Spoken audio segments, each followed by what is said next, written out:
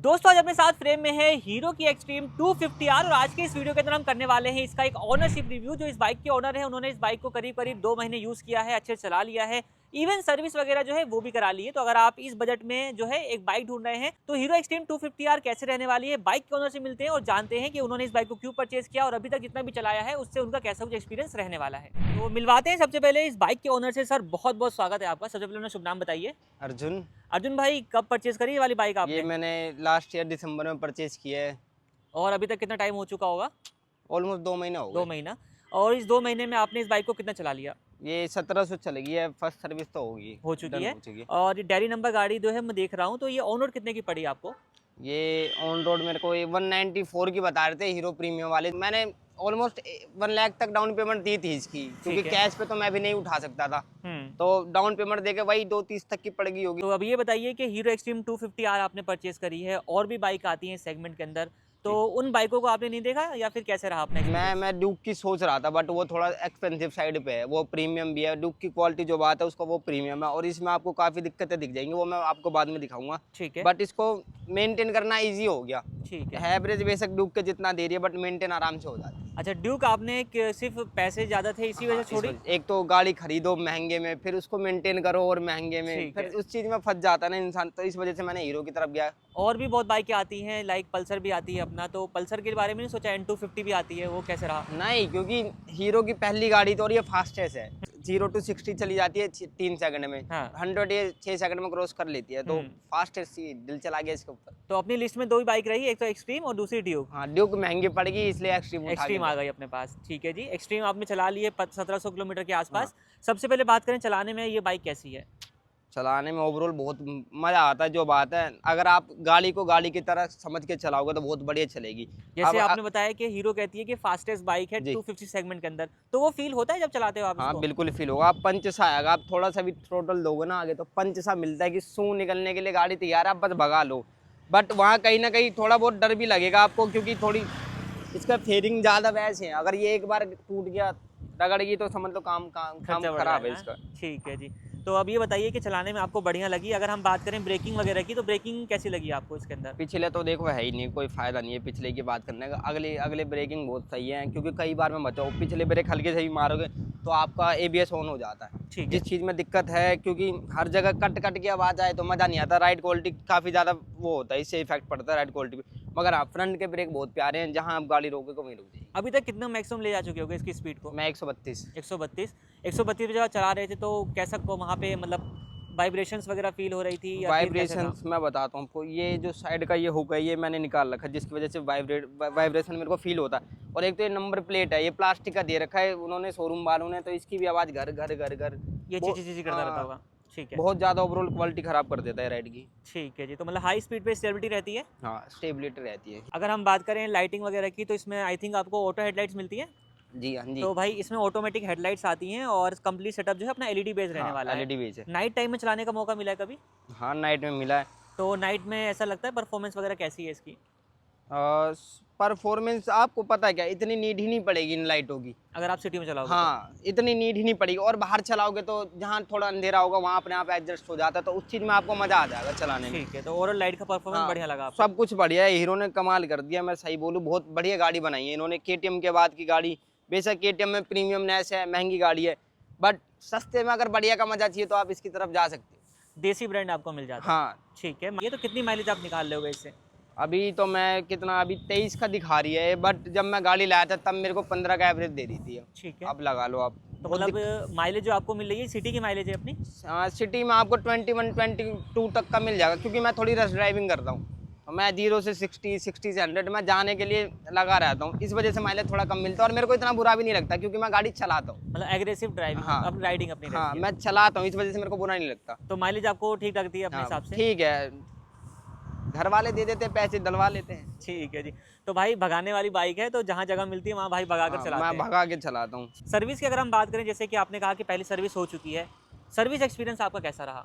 Service experience तो मैं सही बोलूँ तो 2 ही शोरूम है दिल्ली के अंदर, इसके सर्विस एक्सपीरियंस इतना बढ़िया नहीं है। बट जब मैं गया था तब उन्होंने बोला था अपॉइंटमेंट लेके आओ, मैं नहीं लेके गया था, पर फिर भी उन्होंने काम करवा देते, मैं उनको भी बुरा नहीं बोलूँगा। बट दो ही शोरूम है ना, तो जिसकी वजह से काफ़ी दिक्कत होती है, बहुत सारी गाड़ियाँ खड़ी रहती है, तो आपको टाइम लग जाएगा, या अगर आप टाइम पे नहीं गए तो आपकी गाड़ी का काम नहीं होगा। ठीक है, तो सब चीज़ें जो कि पहली सर्विस होगी, पहली सर्विस हुई अभी, जी, तो ज़्यादा कुछ चीज़ें चेंज वगैरह होती नहीं है। ऑयल लोगों वेल के और कुछ टाइट वाइट कर देते नट वुट, बस वही थोड़ा है। बहुत इंजन ऑयल में लोगों को दिक्कत आ रही थी कि कम डाल दिया, ज़्यादा डाल दिया, तो वो प्रॉब्लम आपके साथ हुई? मैं आपको बताऊं तो मेरे को सही में मेरे को आइडिया नहीं है। लुक वाइज बाइक बहुत ज़बरदस्त है, बहुत यहाँ पे आप हैवी है। इंजन वगैरह का देखोगे ना, ये सब चीज़ें आपको फील ही नहीं होगा कि 250 सीसी की बाइक है। और लुक वाइज बहुत ज़बरदस्त काम किया है हीरो ने, हाँ, इस ये मामले तो में है। तो बढ़िया चीज़ आपको मिल जाती है। सीट वगैरह की बात करें तो सीट कंफर्ट वगैरह कैसा रहता है अपना?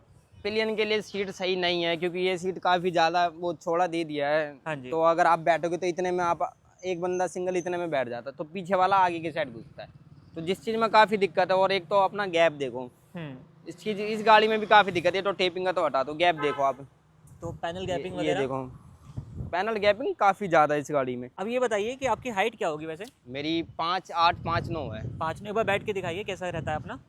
तो भाई अगर आपकी हाइट भी सिमिलर है तो 5'9" के अराउंड, तो इस तरीके से जो है अपना सीटिंग दोनों पोजीशन जो पैर है आ वो जाएंगे रहेगी। आपके। जब आप चलाते हो तो आगे लीन होकर चलाते हो या कैसे रहता है अपना? यूं रहता पोस्टर मेरा बिल्कुल प्यार से। और पीछे की तरफ इतना कुछ स्पेस जो है वो अपना बच जाता है। बस ये बेसिकली स्पोर्ट्स सेगमेंट की बाइक है तो पीछे जो है वो इतनी जगह हर बाइक में आपको ऑलमोस्ट सभी बाइकों में ऐसा ही बट मिलता इसका है। ये बंदा घुसता है, वही है ना, वो तो सब गाड़ियों का ही है। तो सीट हाइट वगैरह आपने देख ली है, इसकी जो सीट हाइट है वो ड्यूक से ज़्यादा है, इसकी 806 के अराउंड है, मैं मेंशन कर दूंगा नीचे। तो इसकी ड्यूक थोड़ी से सी थोड़ा ज्यादा। हाइट ज़्यादा है इसकी सीट हाइट। अच्छा, तो इसमें जैसे कि आपने बताया कि लुक्स वगैरह बढ़िया हैं और चीज़ें बढ़िया हैं, और क्या पसंद आया इस गाड़ी के अंदर आपको?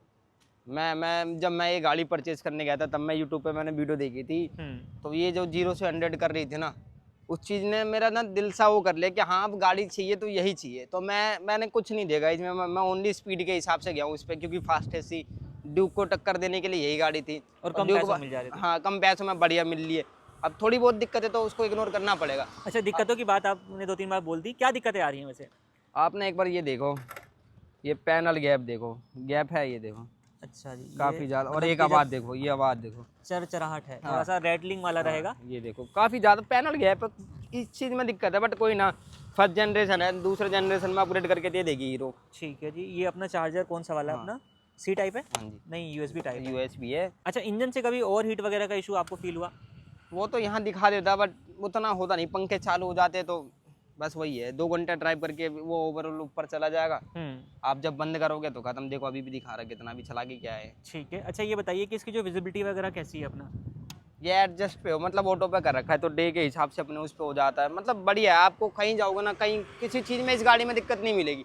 बस मैं आपको ये बोलूँगा कि पैनल गैप में दिक्कत होगी, अगर आप इसको इग्नोर कर पाओ तो गाड़ी की तरफ बिल्कुल जा सकते हो, क्योंकि गाड़ी भागने में भी ठीक है, हर चीज़ में ठीक है, सस्ते से सस्ते में बढ़िया चीज़ मिल रही है आपको। ठीक है, कमियों की बात करें तो आपको पैनल गैपिंग वगैरह आपको देखने को मिलेगी। हम्म। और अगर कोई भाई माइलेज की तरफ जा रहा है, अगर तो लगता है आपको प्याज चलाएगा तो ज़्यादा माइलेज दे देगी है? हाँ, आराम से निकाल लोगे आप, 28 तक आराम से निकाल लोगे। ठीक है। बट अगर मैं यही बोलूँगा कि 250 सीसी ले रहे हो तो आप बिना भगाए नहीं रहोगे। हम्म। आपको पावर महसूस करना ही है, तो 20-22 का एवरेज लेके चलो, क्योंकि बढ़िया चला भी लोगे और गाड़ी फील भी अच्छा आएगा, मज़ा आएगा चलाने में। रोड पे जब चलाते हो इस बाइक को तो रोड पे बहुत पब्लिक सारे रिएक्शन आते हैं, बहुत रिएक्शन आते हैं इस गाड़ी की वजह से, क्योंकि पब्लिक ने ये गाड़ी देखी ही नहीं है। पब्लिक ने देखी है ड्यूक, देखी है ड्यूक 200 250, ये वाली गाड़ी नहीं देखी। तो रिएक्शन ऐसा आता है कि मतलब कौन सी गाड़ी है ये, पीछे से आप दिखाना इसका एंगल की काफ़ी ज़्यादा वो लगता है, ब्रॉड टाइप, अलग ही दुनिया की गाड़ी लगती है। देखो तो भाई ये आप चेक करें, मतलब कि हीरो ने एक मतलब कि अगर बात करें डिजाइनिंग के अंदर तो हीरो ने बिल्कुल कमाल ही कर दिया है। एक बार इसका इंजन साउंड हम लोग सुन लेते हैं कैसा रहेगा। मैंने आपको बोला ना, नंबर प्लेट की आवाज़।